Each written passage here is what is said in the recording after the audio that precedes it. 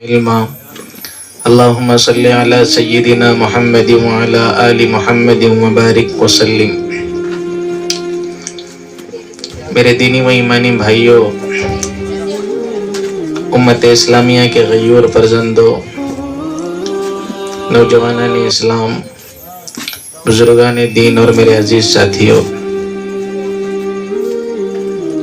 ایک مرتبہ محبت کے ساتھ، عقیدت کے ساتھ، پیار اور الفت کے ساتھ میرے اور آپ کے آقا احمد مجتبیٰ محمد مصطفیٰ صلی اللہ علیہ وسلم کی شان عقیدت میں درود پاک پڑھیں۔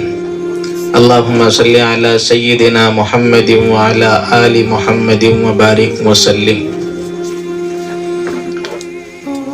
درود ایک ایسی عبادت ہے کہ دنیا میں انسان جو بھی کام کرتا ہے، اگر اچھا کام کرتا ہے تو اچھائی کے فرشتے حرکت میں آتے ہیں، اور اگر گناہ کا کام کرتا ہے تو برائی لکھنے والے فرشتے حرکت میں آتے ہیں۔ اللہ نے انسان کے کندھوں پر دو قسم کے فرشتوں کو متعین فرمائے ہیں، جس کو ہم کرامن کاتبین کہتے ہیں۔ جب انسان کوئی نیکی کا کام کرتا ہے تو نیکی کے فرشتے اس کا ثواب لکھتے ہیں، اور اگر انسان گناہ کا کام کرتا ہے تو برائی لکھنے والے فرشتے اس کا گناہ، اس کی برائی لکھتے ہیں۔ لیکن ایک عمل ایسا ہے جس کے کرنے پر دونوں فرشتے حرکت میں آتے ہیں، وہ ہے درود پاک۔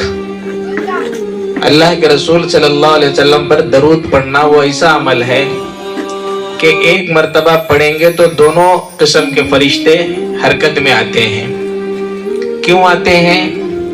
اللہ کے رسول صلی اللہ علیہ وسلم نے ارشاد فرمایا کہ جب میرا امتی مجھ پر درود پڑھتا ہے ایک مرتبہ تو اس کے لیے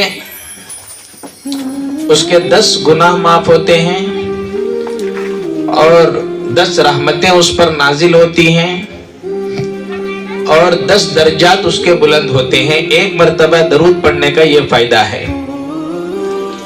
اب رحمت جو لکھ رہے ہیں وہ نیکی لکھنے والا فرشتہ وہ لکھ رہا ہے، اور 10 گناہ کو معاف کرنے کے لیے مٹانے کا کام بائیں کندھے والے فرشتے کر رہے ہیں، تو دونوں فرشتے حرکت میں آ جاتے ہیں، دائیں کندھے کے بھی اور بائیں کندھے کے بھی، نیکی کا عمل لکھنے والے بھی اور برائی کا عمل لکھنے والے بھی۔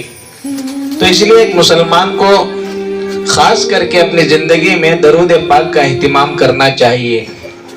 خاص کر کے آج کی رات جس کو شب جمعہ کہتے ہیں، جمعرات گزر گیا، اسلامی جو دن ہوتا ہے وہ مغرب سے شروع ہوتا ہے، اسی لیے ہم تراویح پہلے پڑھتے ہیں، روزہ بعد میں رکھتے ہیں، تو ہمارا جو دن کا وقت شروع ہوتا ہے وہ مغرب سے شروع ہو جاتا ہے۔ اب مغرب سے جو رات ہمیں ملی ہے وہ جمعہ کی رات ہے، اور جمعہ کے دن مسلمانوں کو یہ حکم دیا گیا، مسلمانوں کو یہ تعلیم دی گئی کہ وہ تاجدار مدینہ احمد مجتبیٰ محمد مصطفیٰ صلی اللہ علیہ وسلم کی ذات پر جتنی مرتبہ ہم درود پڑھتے رہیں گے وہ ہمارے لیے اچھا ہے۔ درود پڑھنا، اللہ کے رسول صلی اللہ علیہ وسلم پر عقیدت کے ساتھ، محبت کے ساتھ، حدیث میں آتا ہے اللہ نے فرشتوں کو پھیلا کر کے رکھ دیا ہے۔ وہ فرشتوں کا کام ہی یہ ہے کہ جہاں بھی درود پڑھا جاتا ہے وہ درود اس انسان کے نام سے لے کر اللہ کے نبی تک لے جا کر پہنچاتے ہیں۔ اللہ کے رسول صلی اللہ علیہ وسلم فلاں ابن فلاں نے آپ پر اتنی مرتبہ درود پڑھا ہے۔ اور اگر کوئی خوش نصیب انسان اللہ کے رسول صلی اللہ علیہ وسلم کے مزار پر جا کر، روضے پر جا کر اگر درود پڑھتا ہے، سلام پیش کرتا ہے، الصلاۃ والسلام علیک یا رسول اللہ، حدیث میں اللہ کے نبی نے فرمایا جو میری قبر پر آ کر درود پڑھے گا میں اس کا درود اپنے کانوں سے سنتا ہوں اور میں جواب دیتا ہوں۔ وہاں جا کر پڑھنے کی فضیلت، یہاں اگر کوئی پڑھیں گے تو اللہ فرشتوں کے ذریعے اللہ کے نبی تک پہنچائے گا۔ میرے بھائیوں، ہر عبادت کے لیے وقت متعین کیا گیا ہے اسلام میں. نماز کے لیے اوقات متعین ہیں. اب فجر پڑھنے کا وقت اب نہیں ہے، اب مغرب پڑھنے کا وقت نہیں ہے، اب ظہر پڑھنے کا وقت نہیں ہے. یہ وقت عشاء کی نماز پڑھنے کا ہے. اب اگر ہم فجر پڑھیں گے، گزری ہوئی فجر پڑھیں گے تو ادا نہیں ہے، قضا پڑھیں گے. ہم مغرب پڑھیں گے تو قضا ہوگی، ادا نہیں ہوگی. عصر پڑھیں گے تو قضا ہوگی، ادا نہیں ہوگی. ہر عبادت کا اللہ نے وقت متعین فرمایا ہے.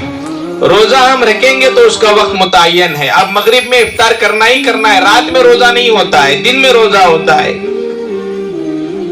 زکوٰۃ کے لیے سال مکمل ہونے کے بعد انسان زکوٰۃ ادا کرے گا. حج کے لیے خصوصی ایام متعین فرمائے کہ انہی دنوں میں انسان حج کرے گا.